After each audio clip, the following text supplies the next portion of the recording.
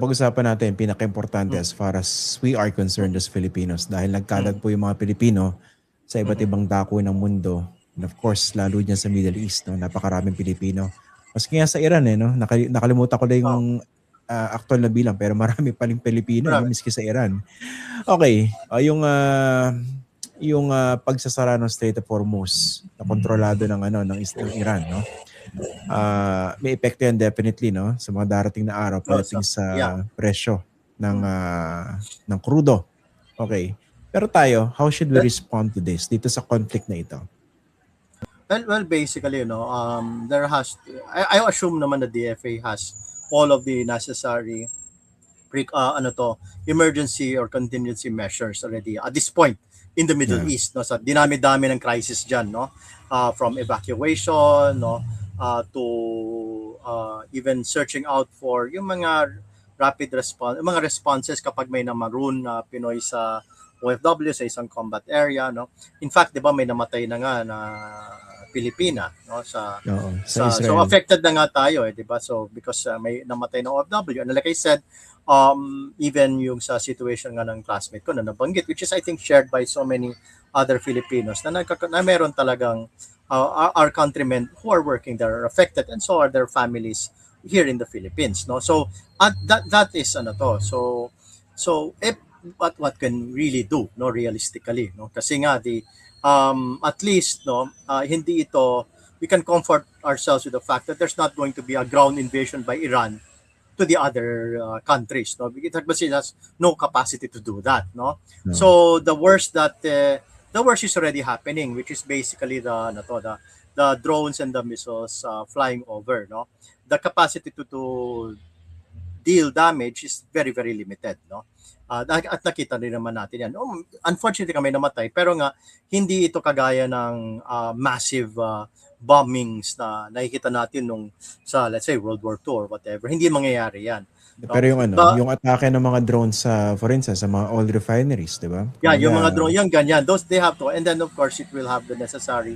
It's bad enough already that we have price increases in this country, no. So we will be expecting another round of price increases that are caused by this effect on the oil industry, no. But again, no, even if Iran has said that the Strait has tried to say that they will close it, the shipping. That the point is, can they really do it, given yung assets na ranged against them that are really out to kill them, no? Like for example, the entire Iranian Navy is they're all submarines now, no? The Iranian Navy has turned into a submarine force, no? Kasi nga pinalubog lahat sila ng mga all major warships of the Iranian Navy are now at the bottom of the sea, no? So that will also if the Iranians have drones, so do the Israelis and the US. They also have drones, no? So they can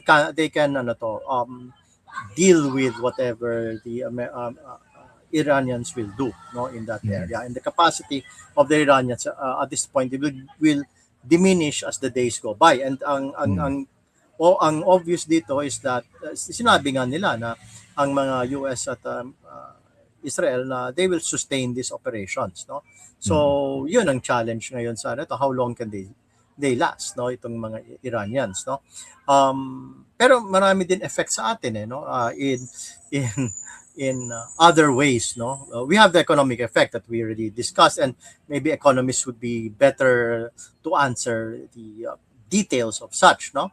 But there's also other effects here, which is basically, it, for some strange reason, it gets itself tied with the yung alliance system natin ngayon sa Philippines with the United States, di ba, yung sa EDCA. So nagiging, pag tinignan mo yung sa SOCMED, ayan na naman ang ating mga favorite pro-Beijing trolls na Pinoy na nagkakalat na naman ng mga disinformation, no? Yung atakin daw yung mga EDCA sites dito ng Iran. EDCA sites, or Iran daw magpapasabog daw ng mga missiles sa Pilipinas. I mean, what missile will reach the Philippines, no, in the first place, no?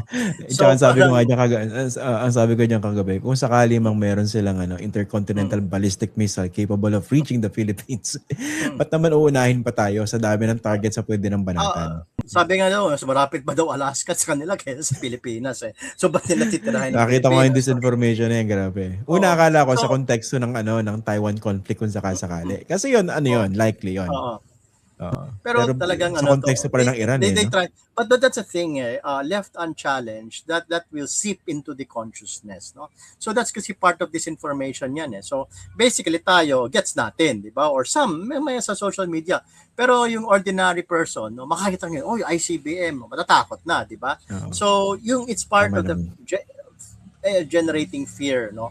So that's why maayos naman ang responses ng ating let's say sa mga sa social, mga ano ba tayo, self-proclaimed experts ba ayon sa DFA, anyway, so Casual commentators. casual commentators yun, mga to, at least mga casual commentators nilinaw na hindi naman aabot ang mga yan dito, at the same time ba't sila magsasayang ng time and effort sa At countries like resources. at resources, di ba? So no, it's not ano to, but again, it's as I said, they're trying to link it to discredit yung alliance system natin, no? That's why binabanatan nila yung EDCA site. So that's another effect, no, of this, no? It finds its way. These trolls, these pro-Beijing trolls and influencers, they found a way to link it to yung local issues natin when it comes to yung problems natin with China, no? No matter how far-fetched, there will always be people who will believe it if left unchecked. Oo. Well, isa kaya sa mga unfortunate side issues, pero actually napakaseryoso sa mga ganito, no? Sa theater of war, nandyan din yung problema ng disinformation at a massive Yeah. scale.